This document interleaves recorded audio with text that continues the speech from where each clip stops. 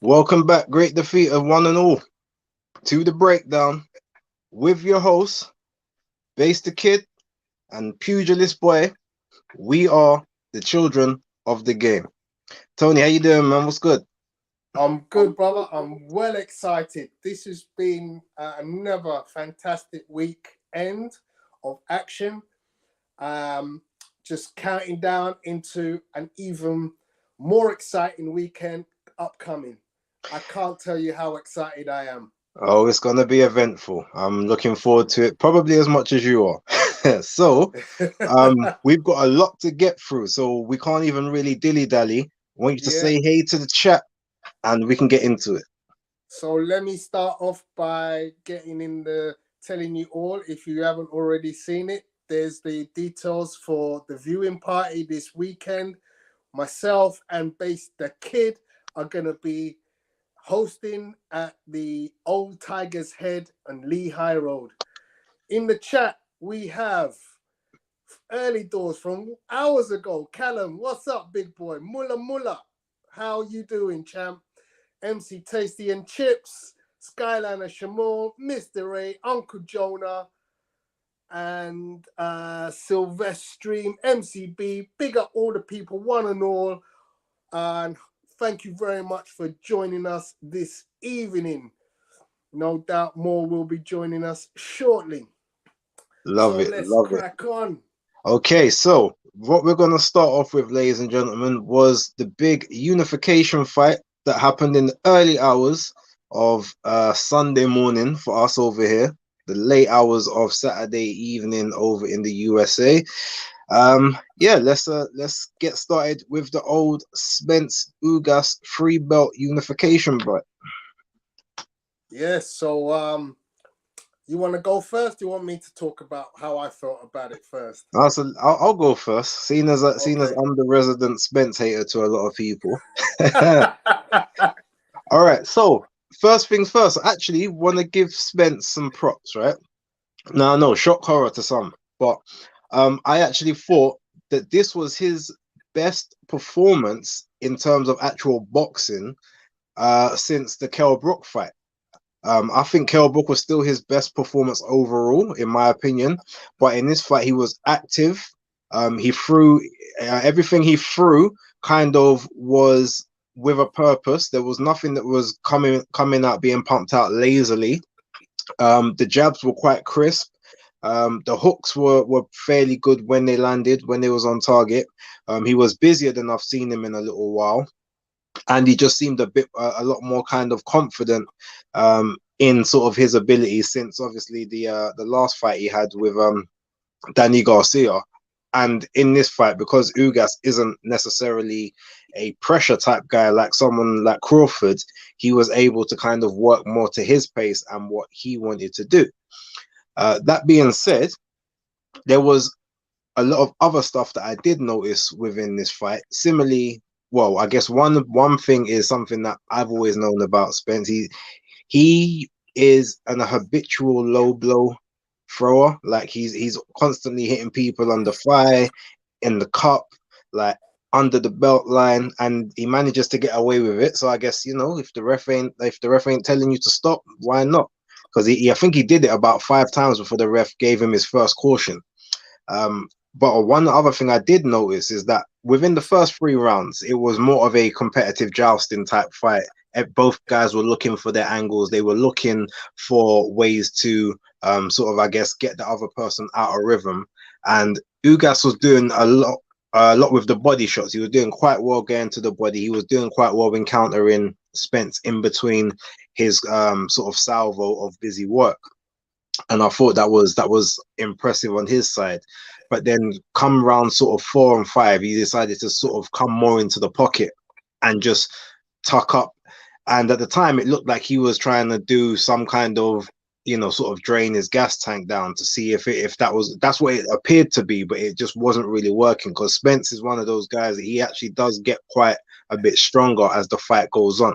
So if that was the tactic, that was definitely the wrong move. And I can't imagine that it was Ishmael Salas telling him to do that, because for the first 3 rounds, what he was doing was effective.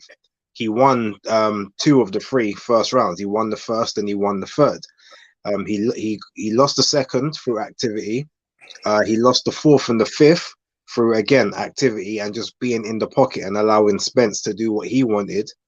And then we get to the 6th round. Now, outside of talking about that, because me and you can talk about that in a little bit, but one thing I noticed throughout the entire fight, every single shot that Ugas hit Spence with, whether it was hard, whether it was like a jab, whether it was a counter jab, whether it was the straight right, whether it was a shot to the body, you saw Errol Spence visibly wince at almost everything. The only time you saw Ugas actually visibly hurt by anything was when he got his orbital bone broken in the 7th. Outside of that, it just all seemed like, is this all you've got in a sense? So I'm still kind of questioning how much of the power Spence has left. I mean, obviously, look, the orbital bone, you could say, it takes power to do that, but sometimes it just takes placement. You just hit it at the right angle, the right moment, and boom. But that's one thing I'm keen to sort of, have a look at. But even in the 9th round, for instance, Ugas was getting battered at this point, but he hit Spence with 3 body shots in the 9th round, and every one of them folded Spence over, like visibly, to the point where it looked like he was doing good mornings in the gym. So, so to me, I'm concerned that body is not 100% anymore. I think the only reason it's he even kind of did as well as he did was because this time he actually hired a nutritionist. Because if he tried to make weight on his own, I don't know if he would have been able to hold up, especially after what happened in the 6th round. But that's me. Let's have your side of things. We can chop it up a little bit, and then obviously we can talk about what's next for the 2 guys. Well, I think you're being a little bit harsh, my friend. But okay. At the end of the day, I don't think the low blows are anything to talk about. The guy's got a very high guard. The trousers, the shorts are high. There was no intent. It wasn't a foul. It wasn't deliberate fouling. You hit the man to the lower part of his stomach, and you hit his guard, the top of his guard. That's nothing, brother. Yeah, the top. If that was an issue, you guys would have complained. Yeah. But he did once, but Okay. It happens. It happens. If it's repeated, I mean, it weren't like a Lennox Lewis, Andrew Gallotta. No, it wasn't like that. But in a lot of Spence's fights, look how many times he hit Porter. Porter complained about it several times. Yeah, even Kell Brook complained about it. I think you're nitpicking, but I'm gonna give credit to Errol Spence. I thought he put in an absolutely fantastic performance. However, my biggest gripe with that performance was the non-performance, because question was asked yesterday: did people overrate your Dennis Ugas? And to me, the Ugas that fought Porter, the Ugas that fought Manny Pacquiao was not that guy that turned up on Saturday night. To me, Errol Spence looked way better than he needed to do because your Dennis Ugas didn't turn up. My man had an opportunity to take away 3 straps and basically just didn't turn up. And when you suddenly realize, hey, this fight is going away from me, and your corner's got to be telling you, obviously, we can't translate what Ishmael is saying, Salas is saying, but at some point, you got to turn around and say, you know what? This fight ain't going your way. You're going to need to do something. You need to empty the tank at some point. And at no point did I feel like he had enough motivation or enough urgency to take the fight to Spence. And that is my gripe about that performance. Yes, I'm not going to take anything away from Errol Spence. He did a fantastic job. His body shots were fantastic. But you mentioned it. the couple of times when Ugas touched him to the body, you kind of did see, hey, there's a weakness here. And if I'm in his corner, I'm saying attack his body back. Trade up with him on the body shots, because I don't think he wants to know about that. However, it is what it is. We saw what we saw. A fantastic performance from Errol. I want to talk about some of that.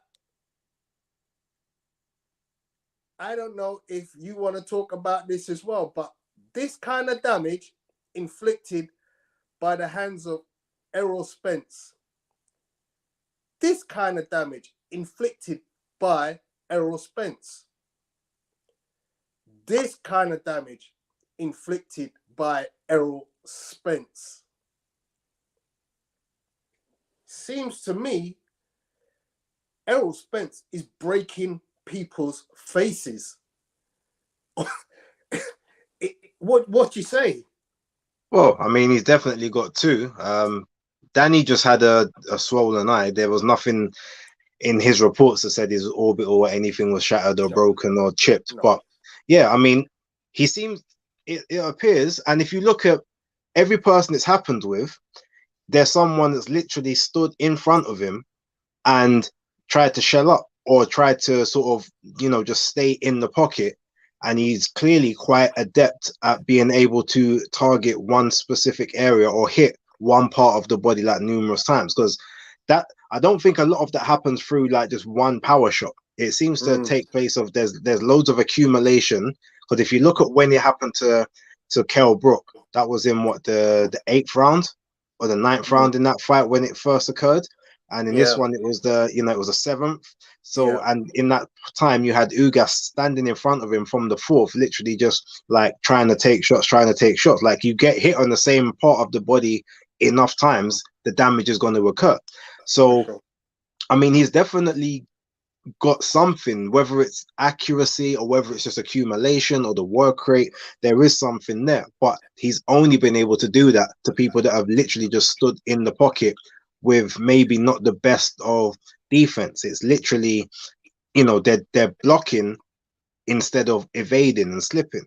So, you know, I can see that, yeah, it's effective, but it's only effective against a certain type of defense. So that's my opinion on it. Yeah. So, having dispatched of your Dennis Ugas, he now possesses 3 of the 4 World Championship belts at welterweight with 1 left, and we obviously saw his comments shortly after pertaining to what happens next.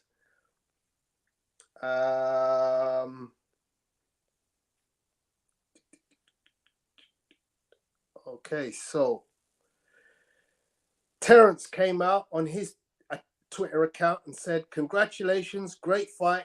Now the real fight happens. No more talk, no more side of the street. Let's go!" Facts. So we have now in our eye line, in our timeline, the fight of the decade potentially. Even though we're only 2 years into this particular decade, but without a doubt, I mean, we've got some other great fights lined up this decade, sorry. But this one, for me, has the potential to be fight of the decade. Certainly fight of the year. Yeah, if it happens. What's your thoughts? I mean, that's the big thing. At this point, it's still if it happens. So we're going to assume it does, but what's 2 things that we know already? We know that Errol Spence hasn't defended the IBF title in a mandatory for 4 years. The most strict sanctioning body hasn't called for a mandatory in 4 years. That right there could end up being an issue. The WBA, Butaev and Stannions accepted step-aside money from Ugas to allow him to do the unification, so they would fight for that for the regular in an effort to now be the next challenger.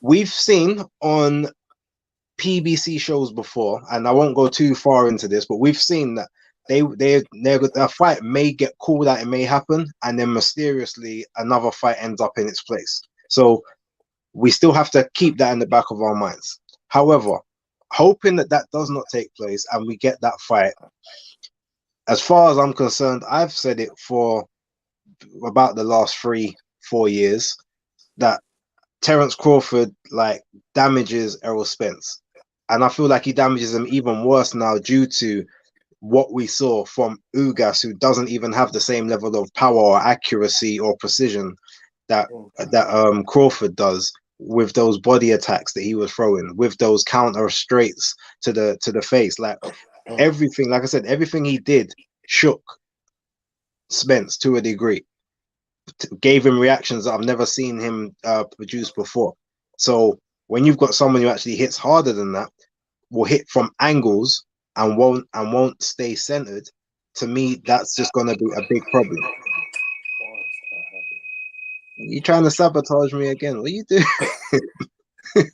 Yeah, that's my opinion. Look, that's my opinion on it. That's a breakdown we can go into at later time. What's your thoughts?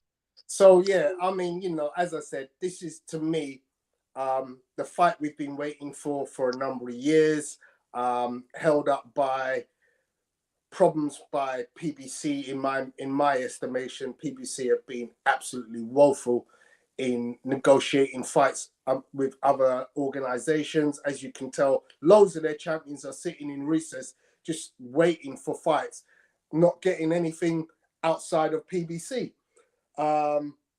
Obviously, Terence, was challenged by the fact that he was under top-ranked spanner, and Bob don't want to play ball with nobody.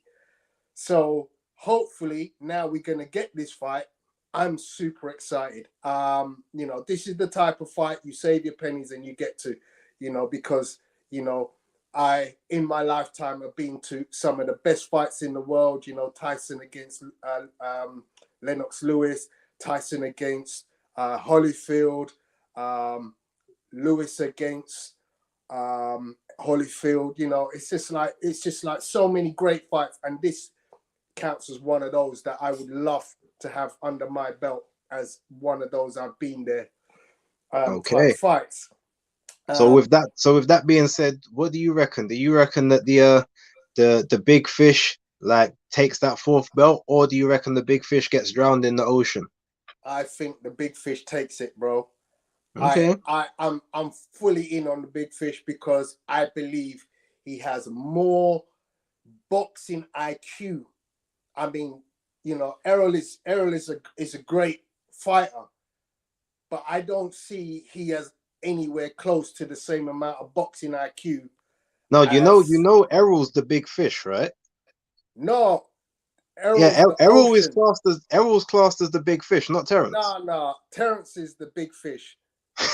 Errol is the ocean. Errol's got all the belts, right? No. Errol's the big fish. Crawford's the ocean. How are you working that out? Because look, all right, you got the fish that will swim around in the ocean, but when the fish goes, the ocean's still there. Okay. You can't call Crawford the big fish when that's Errol's moniker. Like, semantics, my friend, semantics. Okay. So yeah, that's how I see. I'm all in camp Crawford, but you know, I expect it to be a fight of all ages, and so I'm super excited for that to happen. Okay. All right. Well, let's move on to the next one. Yes, indeed. So the next fight is. Tell me, what's the next fight? So it should be literally just talking about Conor Benn and Chris Van Heerden. Conor Benn. Okay. There's not even a breakdown to be had here, to be honest. But yeah, what I will say is Van Heerden did extremely well in the first round. I feel like he won the first round. It sort of stopped Conor in his tracks from that southpaw stance, gave him some angles, gave him some stuff to have to think about. But Conor hit him with that southpaw killer in the second off of an explosive 1-2, and then that was all she wrote. So what does he do next?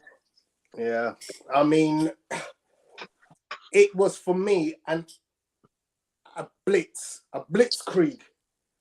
a wonderful performance by Conor.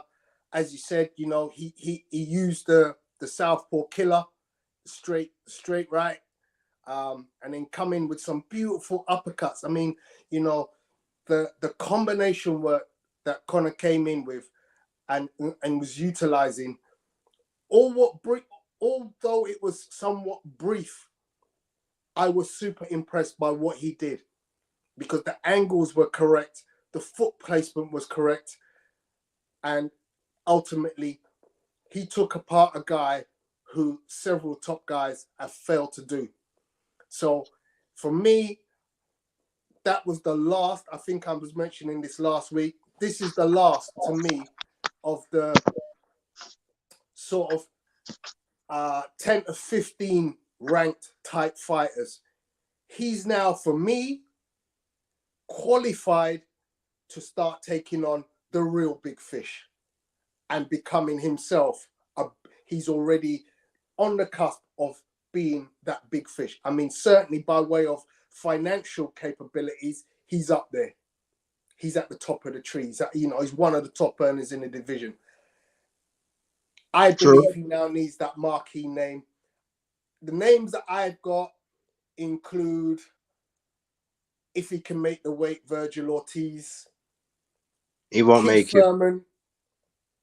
I don't want to see Amir Khan. I don't want to see Adrian Broner. I don't want to see Mikey Garcia. If Ugas can come back, I mean, clearly he's going to take a long while to recover. But somewhere down the line, Ugas, Cody Crowley looked good on Saturday night on the undercard of Spence Ugas. Cody Crowley would be a good fight for me. Stannions, obviously there are issues to deal with there, with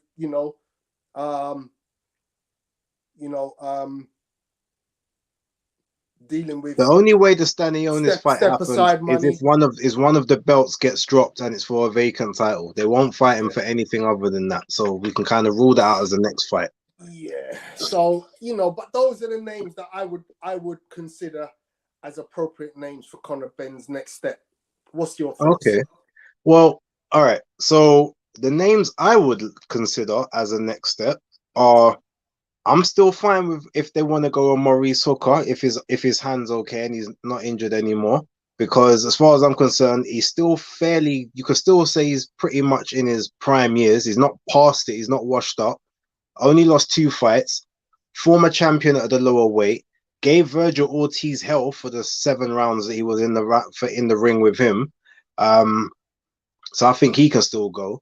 Quite frankly, I have no problem with the Adrian Broner fight from an entertainment point of view. Forget the actual fight itself.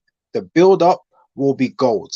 And sometimes if it comes to Conor Benn, if we know that the action in the ring's going to be short, then let's have a good build-up. Now, I don't think he'll be able to knock out Broner, to be honest. I think Broner's way too defensively astute to get dropped, and hurt and wobbled like that. Yeah, he's been wobbled before, he's been rocked, but he's never been KO'd in a fight. He's always manages to recover. So yeah. and he's quite heavy-handed when he lets his shots go. But outside of that, I want to see it from an entertainment outside the ring standpoint.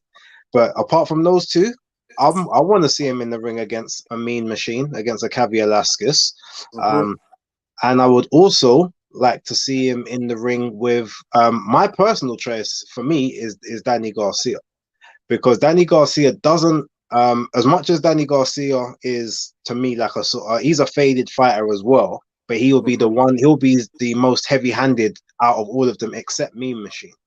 And I feel like he'll be something that Conor has never seen before, in terms of someone that operates off the counter and someone that's got heavy hands that you have to worry about. So you can't just go in there blitzing, trying to get a man out that quick. So those would be mine. I mean, I'd love the Danny Garcia and the Furman fights, but I can appreciate they're probably never going to happen. But Garcia would definitely be my next choice, or Hooker or Garcia.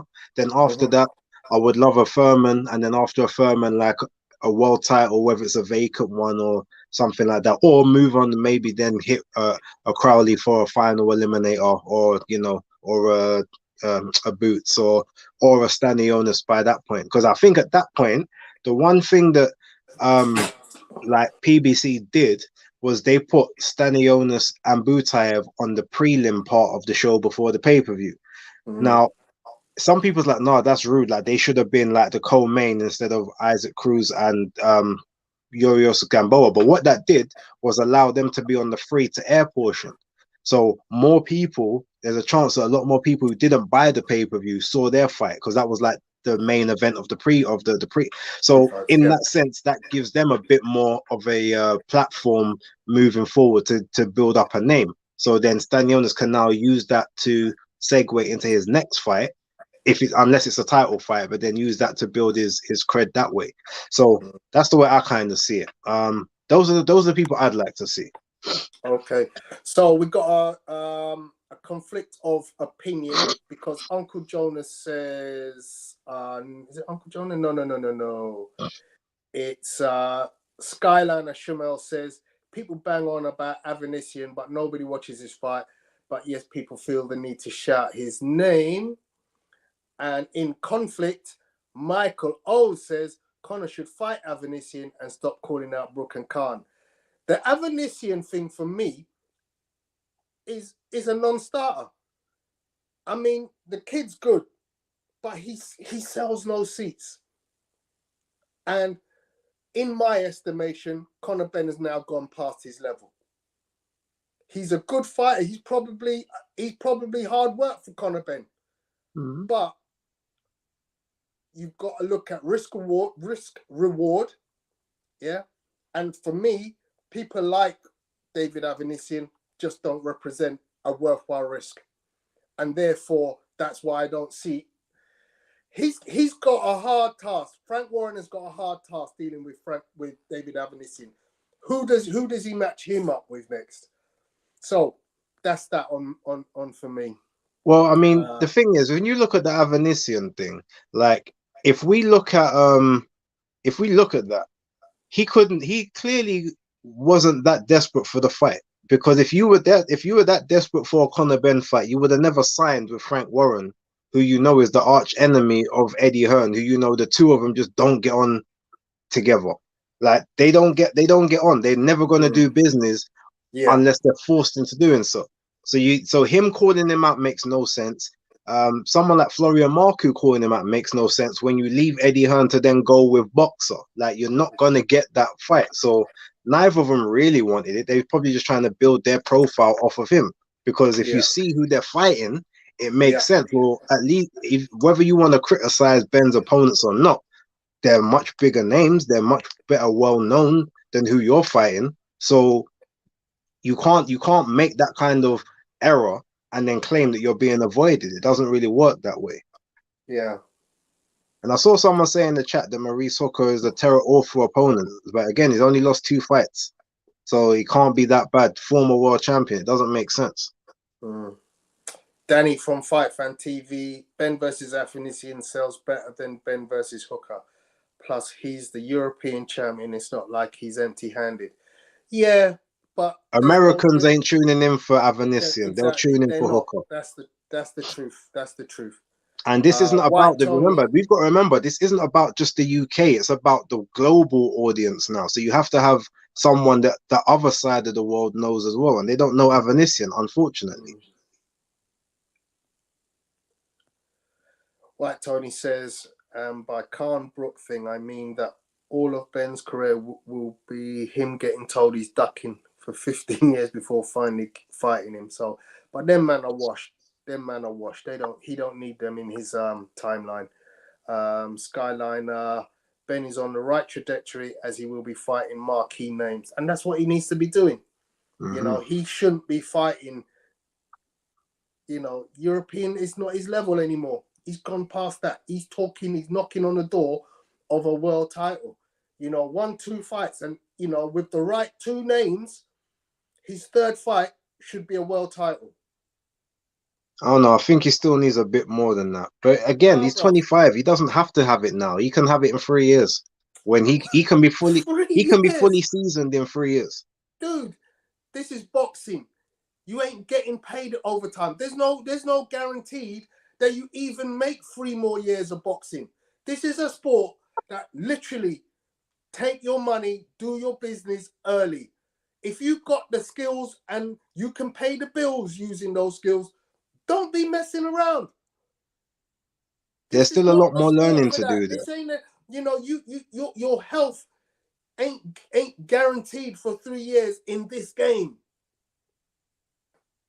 Yeah, but one wrong move is going to derail everything. I feel like what I'm saying is he's young enough that he doesn't have to rush into it. Bro, let me explain. This whole thing about holding an O on your record is a fallacy. Enough, man. I've got one loss. I didn't say anything about holding an O. Right. I didn't say anything. I said one wrong could derail his career. Why? It depends on, because it could be the manner of how you get beat. Let me ask you a question. If he goes in with Boots Ennis, let's just say hypothetically he went in with Boots Ennis and Boots boxed him for 12 rounds. What detriment does that do to his career? It depends on how he box. What? So you're saying like a boxer as in totally dominates him? Yeah. Then the hype's gone, because it's not about whether you lose. Because remember, if he gets, really? if you get beat, remember a certain guy named Josh Warrington recently got battered the hell out of, and guess who filled up an arena just the other day? Yeah. Yeah, but why was that? You want me to remind you of guys who got battered, who still filled up arenas in. I mean, how many times has Amir Khan got broke up and still fills arenas? Well, he doesn't fill in that bit. Come on, Tony. That's a whole different scenario. You're talking about totally different demographics to Conor Benn. Yeah, Whyte, Tony, you're right. Too many people worry about that. Oh, listen, we'll agree to differ on this one. Let's move on. So the next subject was Alicia Baumgardner versus Soledad Matthysse. Talk to us, my bro. Oh, well, we got no stills of that one now. All right, well, look. Sorry, I didn't catch any of that. That's cool. You know what? We won't need to spend too much time on it. It was a complete shutout. Alicia, she made very good use of the ring in that fight. Extremely elusive. Kind of reminded me of a prime David Haye in the way that she was moving. The stance that she was getting into, you could see where she was trying to generate that power from. When we sort of look at the way she sort of broke it down, like she was the jab, she was popping the jab nicely. She was countering well, but after sort of the first round and a bit, I feel like Matthysse kind of realized, okay, the power's there, I can take it, but not if I don't really want to just be leaving myself open. So she didn't really give much much out for Alicia to work with. However, the one thing that Alicia didn't do enough of, and everyone said it, so it can't just be like an opinion that, you know, I have or other people have, is that she didn't go to the body enough. Because every time she went to the body, Matthysse was hurt by that. You could see that she was visibly, the arms were starting to come down, but then she would stop going to the body and try to go back to the head. The game plan and the blueprint for beating Matthysse and actually stopping her was Caroline Dubois and what she done in her second fight against the lady whose name I don't remember. But literally, she had the high guard up the whole time. The body was open. Caroline took advantage of that for the whole round. Bang, bang, bang, to the point where you just can't take it no more. The girl tried to throw to exchange, ended up getting knocked out by a body shot, just laying on the ropes. That's what if Baumgardner had done that, she would have ended up being the first person to stop Matthysse. But outside of that, there's nothing else to criticize about the performance. She took a couple shots, but nothing flush and nothing that was dangerous. But yeah, good head movement. Never kept her head on the line. Was too fast. Was too quick on the counter. Was too quick to lead. It was just everything flowed her way. And you know, maybe she was sort of trying to work off a little bit of the slight injury she had from last month, because she was supposed to fight back in March. Maybe she was just trying to go through the gears. I definitely know she didn't want to get the rounds because she was starting to get a little bit tired, but overall, there's nothing I can complain about with the performance other than lack of body work overall. You saw it. What did you think? So yeah, pretty much exactly the same as you. I think if she went to the body, if she invested in the body, she would have got better results. But I was still pleased with the way she managed the distance. You know, he or she who controls the distance in a fight generally tends to be the winner. And she managed that completely from top to bottom. I saw it as a complete shutout for the entire 10 rounds. It was nice to see her just let her hands go, feel her, opponent out, go through different levels, but she didn't at any point. I think she, if she's a 5-gear fighter, I think she got to about gear 3. I think there's still 4 and 5 to come. Certainly, we saw, I think, at least gear 4 against Terry Harper. We only saw up to gear 3 against Matthysse. So I don't even think she went up that high against Harper, to be honest. I think there's a lot more. I think she was probably in gear 3 for Harper, gear 2 for Matthysse. Wow. Okay. So that leaves a lot of gears. There's a lot more. You can see that there's a lot more than what she showed. I'm not so sure. I'm just gonna say I think she's not gonna show, the types of. I don't think she's ever gonna be at this stage, based on what I've seen of her. I don't see her being at a Katie Taylor, Amanda Serrano level. Yeah, yet.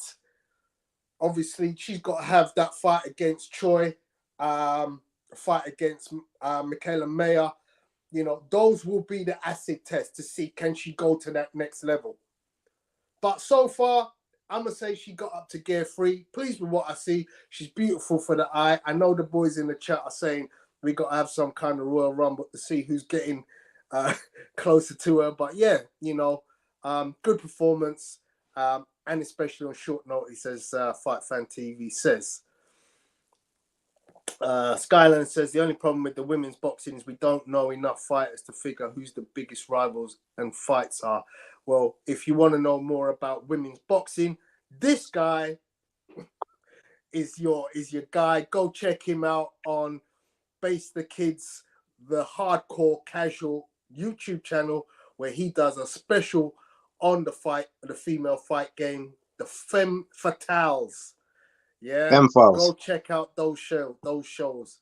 But the thing is, to Skyliner's comment, I mean, the thing, you can tell who the rivals are by who they speak about at the end. Like, we're not going to know, the same as we don't know all the male boxers. We will know them by the person they call out or whoever they deal with on the Twitter stream.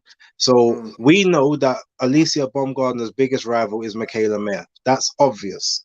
We know Katie Taylor and Serrano have had their big rivalry, even though Katie Taylor's pretty much got rival with everyone. Delphine Pursoon is going to be fighting Maya Hamadouche in a rematch next month. So that's going to be their rivalry. You've got Senicia Estrada against Marlena Esparza. There's that rivalry in the lower weights. You've got Dina Forsland now against Ebony Bridges, and you've got Ebony Bridges also against Courtney. Jamie Mitchell's in the rivalries are there. All you got to do is just look at who they call out. So I agree, but let's get on to it, because this is my fight. So this is the one that I want to talk about. Okay, so next, who we got? Talk to me. Radzav Butaev and Imanta Stanionis. Now, to me, this was the fight of the weekend, as far as I'm concerned. All right, let me give you the action. I've got 3 fights, just a snippet of each from ringside. Okay. So it's literally 20 seconds, I think, of the undercard.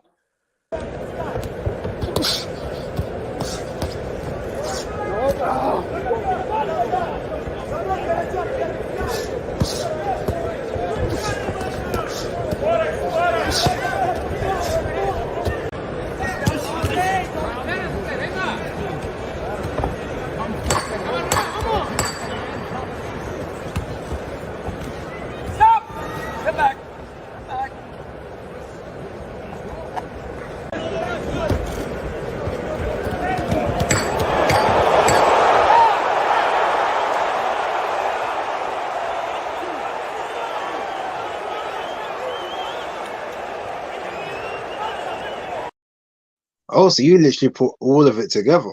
Yeah. So you're trying to disrespect Stannions and Butaev. They deserve their own segment. But all right, cool. Let's run through all of it quickly. Right. So with regards to that particular fight now, basically Stannions did something that I didn't think he was possible. Like I always knew he was a good boxer. He's technically very good. Doesn't necessarily move his head a lot, but moves his body, moves his feet. He gets in and out of range. But he was a sniper. He hit Butaev with pretty much every shot he could muster. And I've also got to rate him because he took absolutely everything that Butaev could throw at him, dirty tactics included, managed to stay on his feet. And even though he looked like the guy that should have lost the fight, he was a deserved winner. Like it was slick boxing, it was power shots. He stood in the pocket, he traded, didn't take a backward step, like took his beating, but gave out a bigger beating, even though, like I said, the faces won't show it. Butaev had his best rounds when he was actually switching southpaw and jumping off of the sort of the southpaw lead, even though his like he wasn't really throwing his left hand like it was his backhand. He was still kind of throwing it like it was his like it was his lead, but he was digging to the body. He was working Stannions' body over all fight, and Stannions managed to stay and survive it. Didn't wilt, didn't tire. So that's two finely tuned warriors there. And Stannions, as much as he may not necessarily be on the level of the elite guys, the Crawfords and the Spences, like when it comes down to it, he's gonna give anyone their hardest. Well, him and Butaev will give any one of the lower levels their hardest fight. So none of the other contenders are going to challenge them unless they've got a belt. Facts, as far as I'm concerned.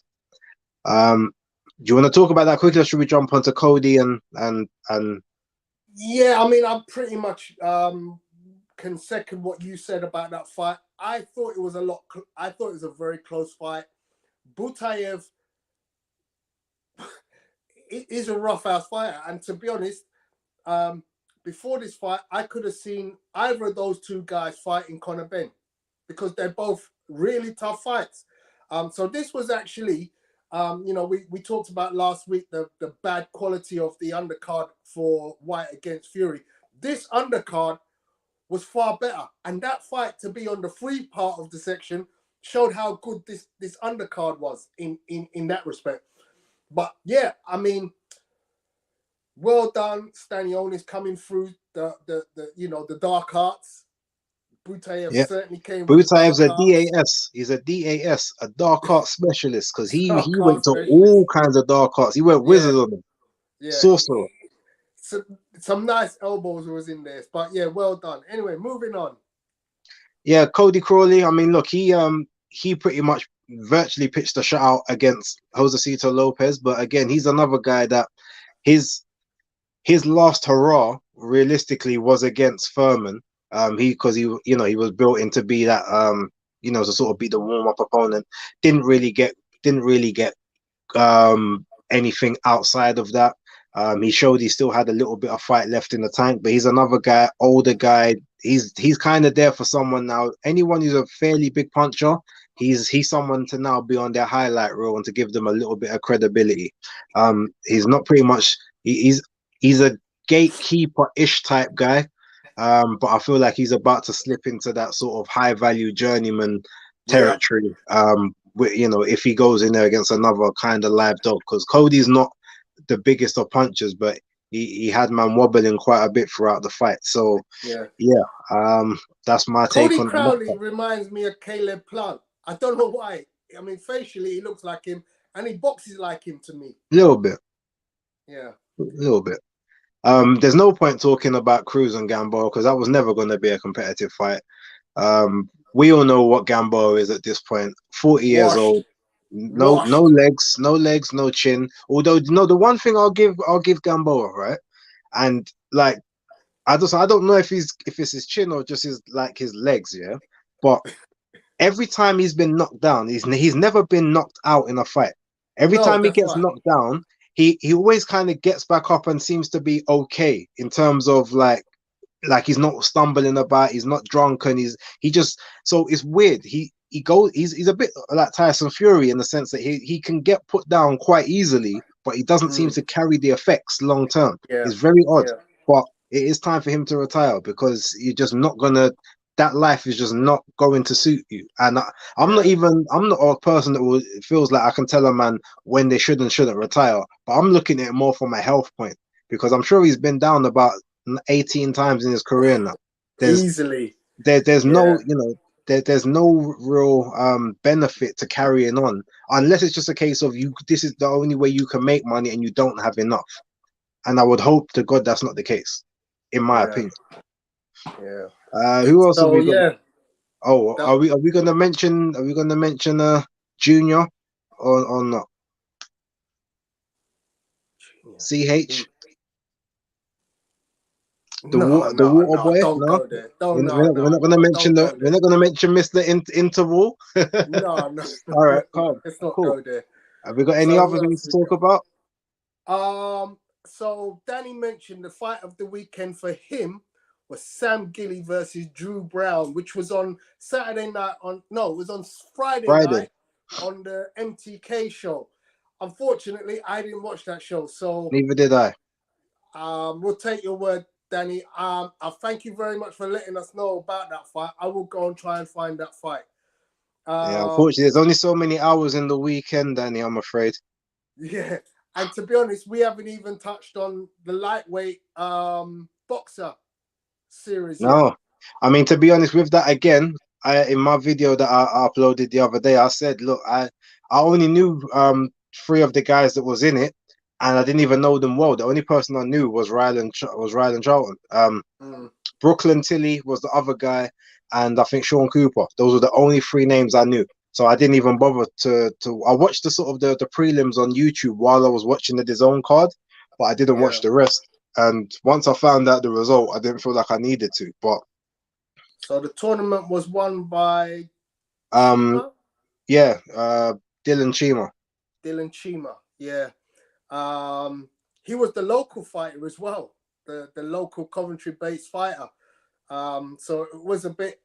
I did see the final between himself and Ryland Charlton, and the kid looks good. Kid look, considering that those guys have fought, stopped. He had a nice stoppage in his first fight. But yeah, I mean, congratulations to Dylan Chima. Obviously, he now progresses to, someone who we look to see more of, because this is kind of like the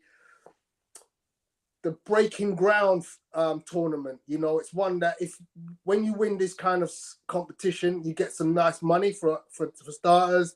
You get a little bit of exposure like he is getting now, and hopefully it means the stepping stone to the next set of fights where he can be talked about in amongst British level titles, etc.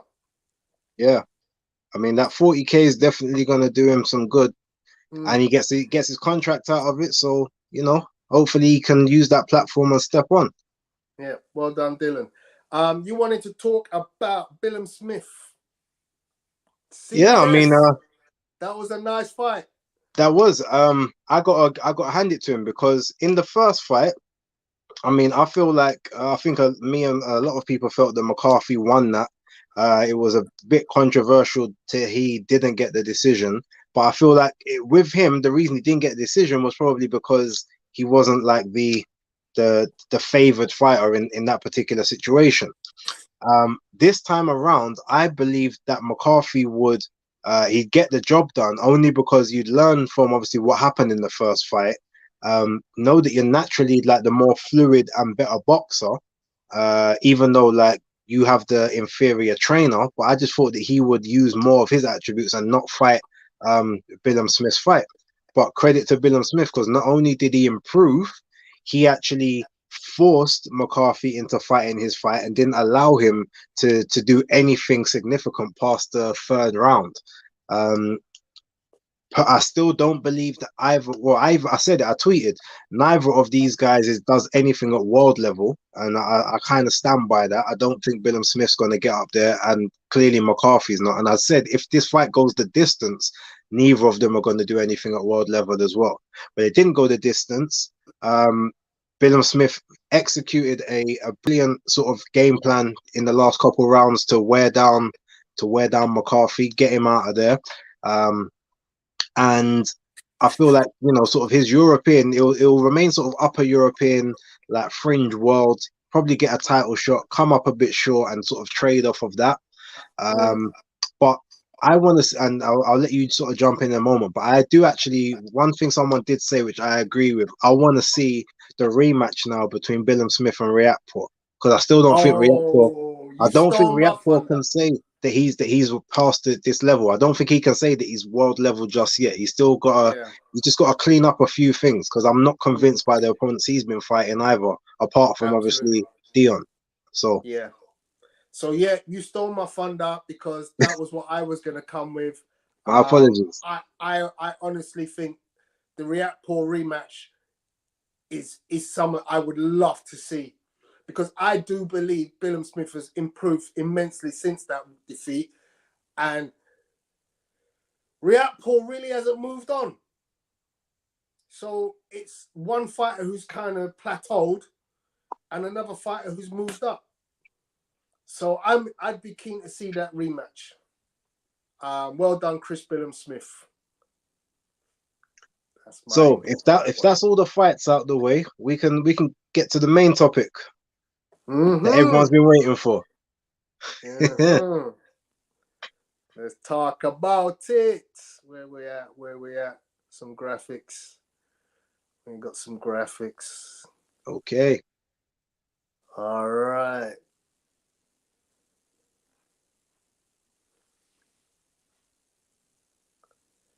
The Gypsy King, you big dosser.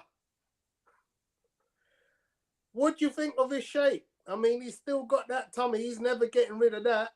So the joke is, he never had that tummy to start with, so it's fun. But yeah, I mean, look, one of them's clearly going to be in a lot better condition than the other in terms of aesthetically. But we all know that aesthetics don't win boxing matches, and clearly, the difference between the two of them is that Fury is a lot more confident in going the rounds and stuff with his body, because he's lived in that same body for a while, whereas Dillian, as strong as he is, obviously he's packed on, he's got a lot more sort of muscle, and we all know muscle burns a lot more energy and, you know, and everything than fat does. So you would think that Fury would have the better gas tank. So if Dillian hasn't worked on that side, then he's going to obviously be in trouble in that sense. But Fury's just got a lot of body to hit. There's no way that body, he has to know that he can't, it's almost like he can't worry about blocking like headshots, because do all the slipping and rolling. He's got to worry about that midsection, because it's going to get targeted all night. It's not even a dad bod, Danny. Like that body is something different. That body looks like a waxwork gone wrong. I almost thought about flipping a coin today. I thought to myself, shall we flip a coin and you and I battle it out as to why the guy that we get based on the flip of the coin wins? What's your trap? What do you want to do? I'm down. So if you get Fury, it would mean you having to explain why Fury's winning. And if I get Fury, all right, yeah, go get a coin. Should be fun. Okay. So heads is Fury, tails is Dylan. Yeah. What are you thinking? All right. So I'm gonna go tails. It fell on tails. Okay. So you gotta go Fury. Okay. All right, well, since he's the champion, you can go first. All right. So let me explain about how Tyson, the Gypsy King, is gonna win. I mean, quite clearly, he looks in great shape. He's taken Dillian Whyte very seriously. There is no doubt in my mind.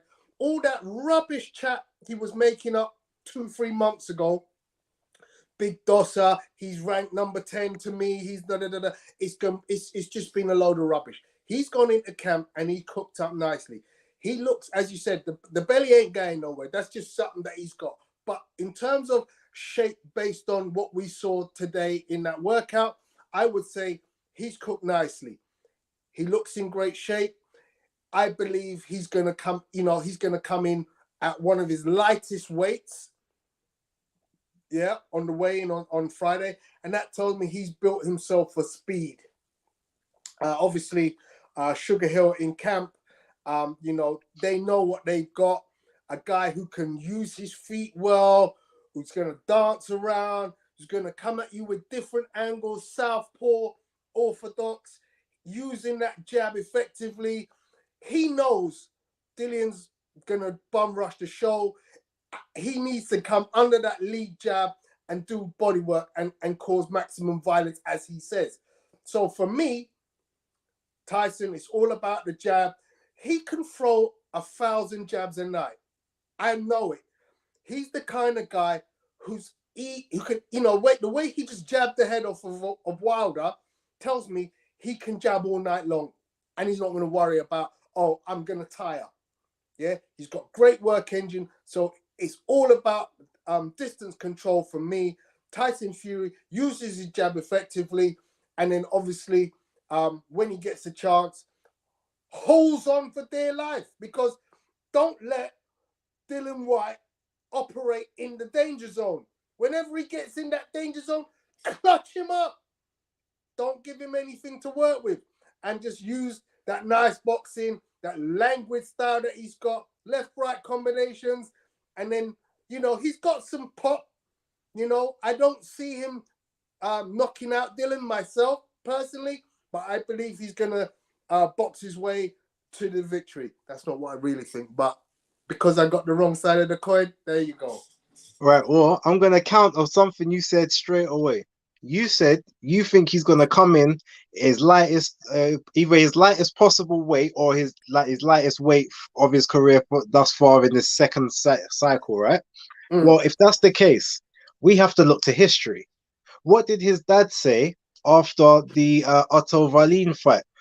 He was too light. He was light. He was too light. He couldn't punch. He was light as a kitten. Like when he's that light, he can't. His strength's gone. He saps his energy. So therefore, what makes you think that he's gonna have any pop in his shots if he's at his lightest ever weight, looking to dance around and move around the ring?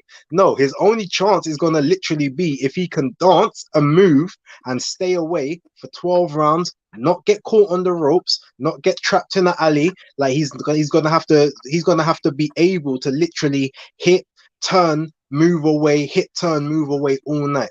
And unfortunately, he doesn't have the foot speed anymore to do that. He doesn't have the work rate to do that because he hasn't done it for the last 3 years. We don't know that he can still do that. What we do know is that Dillian Whyte can initiate a savage body attack. And we know that Dillian Whyte is able to stalk opponents. He may not be the fastest footed person, but he knows how to cut someone off if they're trying to avoid. And if Tyson Fury wants to do the 1-2 grab, well, guess what? Him grabbing Dillian Whyte at his lightest ever weight is going to be the most dangerous thing for him to do because Dillian is all about being on the inside. There is absolutely no way that Dillian is going to allow him to be on the inside with him and doesn't get a dirty shot here or get pushed to the ropes here. And if we know one thing we know, and I don't think anyone can argue this, Dillian Whyte is a physically stronger person than Tyson Fury. I don't think anyone can, we see, and it's not just about weights, but we just see his natural composition looks a certain way. Like Fury's got the sort of the long skinny legs, a bit like Wilder, with the muffin top body looking like Dr. Eggman. Like, so he hasn't got a big sturdy base either. Like Dillian is solid, like from top to bottom when it comes to his body. So on the inside, Tyson Fury is not gonna win that battle. Close up, he's not gonna win. Mid-range, he might win. He might be a bit quicker if he can get off a shot and get out the way, but he can't trade with Dillian being light.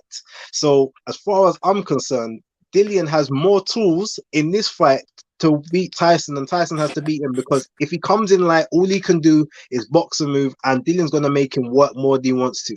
We saw the way he was gassing in both the second and the third Wilder fight when he had to throw more punches than he's used to throwing. So all of that tells me that he's not going to be able to keep up that long distance game all night. The weight loss is going to affect him. Dillion's going to target that body. He's going to hurt that body. He's going to fold him over. He's probably going to go down on one knee like he did in sparring. And it's over. She wrote. Ladies and gentlemen, I present to you and the new. So yeah, great. I love that. Yeah, I'm down with you. So guys, all I can say is make sure if you've not got a ticket to the fight live, you make your way down to the Tiger's Head and join Base and I this Saturday for the viewing party, which will be bare banter. Yeah, we can have a few more coin tosses and see who else wants to chop it up and get their views on how this fight's going to go. But we're going to have some fun. We're going to have some drinks. Yeah, tell the people them now. Done. No, look, tell a friend to tell a friend. We've got the link. Did we put the link in the description of the video? We'll put it in. Yeah, we'll put it in for the watch back for anyone who wants to do that. Anyone who doesn't have the link, you can find it on the social media. I've got it in the chats of my videos if you want to go over to my page, Base the Kid the Hardcore Casual. It's in the last video that I uploaded earlier on today, and a couple of the other videos from earlier on in the weekend and from last week just gone. You know, we'll be plugging it on our social media, so if you want to go to those as well. Twitter, we're constantly plugging it on Twitter. So for me, as you know, you can just type in Base the Kid, I come up, or it's B_A_S_E. On IG, it's Base the Kid as well. It will be in my stories if you wanna get through to that. And with regards to Jam Down's comment, I did actually look and see that there. No, we're not in Travis territory just yet. I managed to resurrect everything I said, and I managed to put it in a way that did not sound packagey like talk. But I saw that it was a nice attempt. I give you that one. Make sure you're there on Saturday, man. It would be good to see everyone. It would be absolutely amazing. So yeah, guys, thank you very much for joining us this evening. We hope you've enjoyed our breakdown. And once again, the guys will be about on Thursday for the Thursday pod. And then, of course, all roads lead to Saturday. Monday Night Smoke is going to be interesting. Oh, it's going to be fun. It's going to be fun. So Enjoy before we actually go, Tony, because obviously we're not going to see the people again until Saturday, and some of these people who are watching aren't going to be able to you know, go to the event anyway. So do you just want to give them your prediction as to who wins, or do you want to like, if we want to be objective about it, or are you just going to say, look, I'm who going we're with rooting everything you said, bro. Okay. I literally am going with everything you said. My prediction: Dylan Whyte takes the Gypsy King down 9-12. Okay. Well, everyone knows my prediction has been out there since 2020. Anyone who ever watched Ade and Friends saw me on there. You will know exactly what I said about Dillian Whyte and Tyson Fury. I've never swayed from my opinion. I believe that Dillian Whyte beats Tyson Fury. I've always believed that he beats Tyson Fury. I believe that there's a reason why Tyson Fury has not wanted to fight him for all the years when he had the opportunity to do so, constantly sort of pulling out and then you know, sort of saying he wants to fight, then ducking the fight and blah blah blah. He didn't want to fight him this time. He was forced into it by being the mandatory. He wanted to fight Robert Helenius. He wanted to fight Ajit Caballo. There's a reason. He didn't want that work. So yes, I believe that Dillian Whyte wins, and I will tell you how in my breakdown video on Friday, although I gave you some of the secrets already here for free. I'm a nice guy. So guys, thank you very much for joining us. As I said, see you hopefully on Saturday. From Base and I, we are out. Thanks for watching. Take care. Be safe.